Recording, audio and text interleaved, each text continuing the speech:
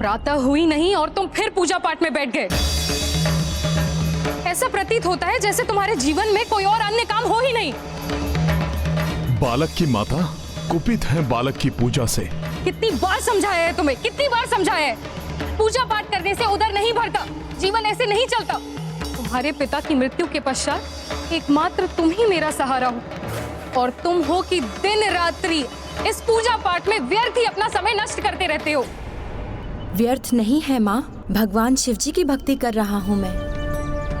हमारे राजा चित्रसेन जी को भी देखिए ना, कितने बड़े शिव भक्त हैं। उन्हें देखकर ही तो मैं भक्ति के लिए प्रेरित हुआ हूँ। वो राजा है पुत्र, वो कुछ भी कर सकते हैं, तुम नहीं। तुम्हारी उम्र नहीं है भक्ति करने की, ये पूजा पाठ करने की। जैसे तैसे मेहनत करके मैं 2 समय की रोटी जुटा पाती हूँ।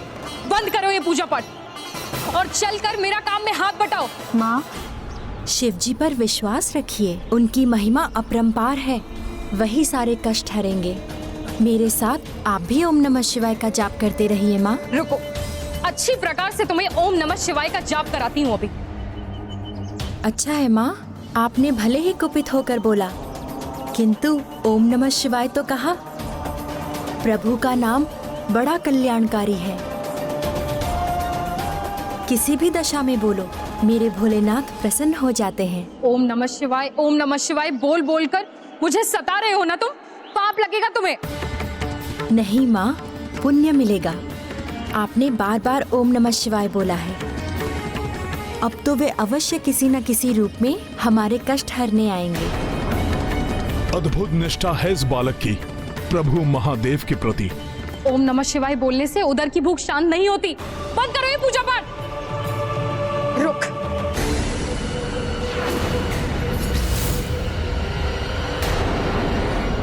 ये शिवलिंग ही सारे कष्टों की जड़ है। ना ये यहाँ रहेगा, ना ही तेरा ध्यान भटकेगा।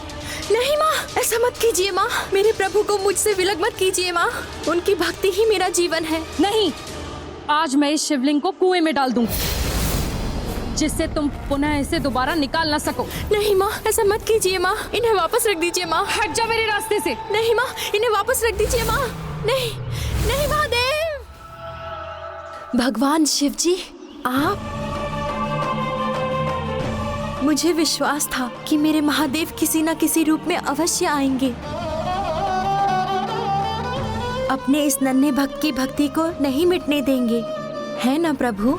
नहीं पुत्र, मैं भगवान शिव नहीं हूँ। हाँ, उनका एक छोटा शिवात्मज अंश अवश्य हूँ, जैसे इस संसार के समस्त जीव उन्हीं के अंश हैं। किंतु आपको अवश्य मेरे प्रभु ने भेजा होगा मेरे लिए, तभी तो आपने मेरे प्रभु को मुझसे दूर नहीं जाने दिया।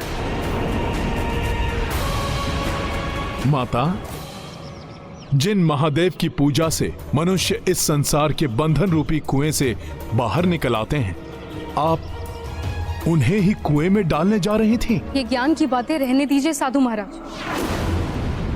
इतनी कठिनाई से 2 समय की रोटी जुटा पाते हैं, और ये मेरा इकलौता पुत्र है। अगर ये पूजा पाठ में लगा रहेगा तो फिर घर के कामों में हाथ कौन बटाए?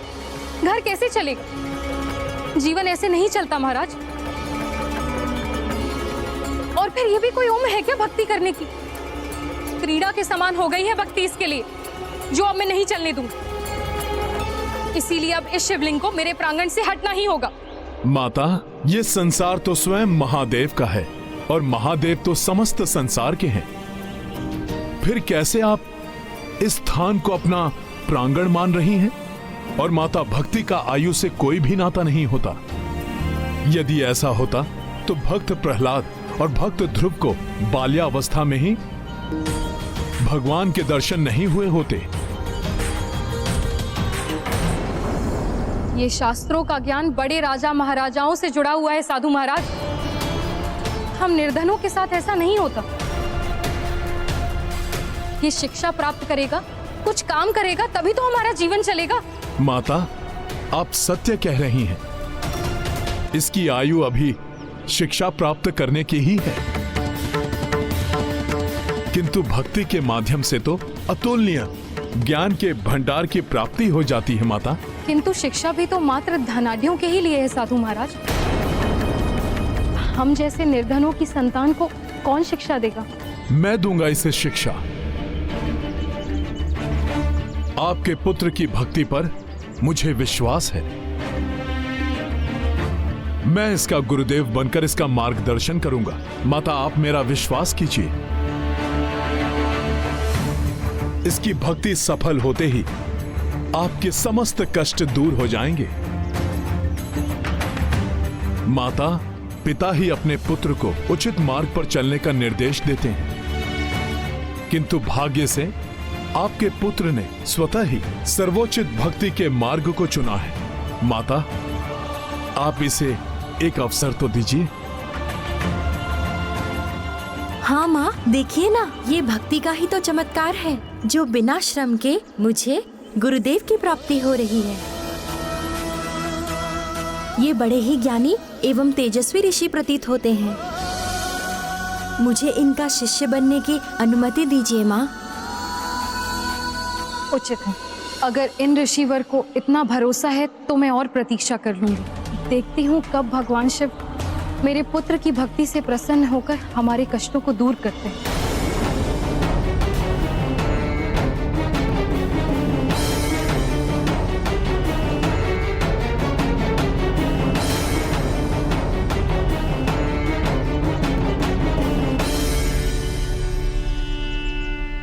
गुरुदेव, आपने मेरे प्रभु को मुझसे दूर होने से बचा लिया। आप मेरे लिए भगवान बनकर आए हैं। मुझे आप अपनी शरण में ले लीजिए गुरुदेव। पुत्र, क्या नाम है तुम्हारा? ऋषिवर, मेरा कोई नाम नहीं है। जिसे जो मन में आता है मुझे उसी नाम से बुलाने लगता है। अब कदाचित आपके सानिध्य से मेरा जीवन परिवर्तित होने वाला है, अतः आप ही मुझे कोई नाम प्रदान कर दीजिए। तुम्हारे श्रीमुख पर शंकर जी की भक्ति का तेज झलकता है, इसीलिए तुम्हारे लिए मेरे मन में एक ही नाम आ रहा है, श्रीकर। श्रीकर?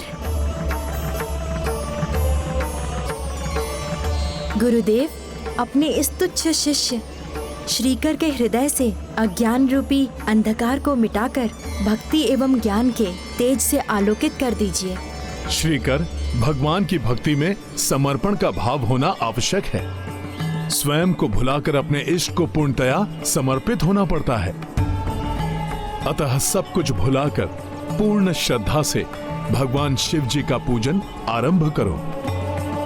अब तुम एकाग्रचित होकर भगवान शिव में ध्यान लगाओ तथा शिव मंत्र का जाप करते हुए पूजन आरंभ करो।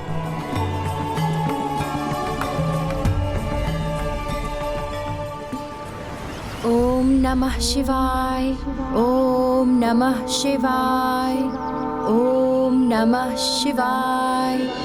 अंजनी सुत श्रीकर निर्देशा, किए शिव पूजन शिव अभिषेका।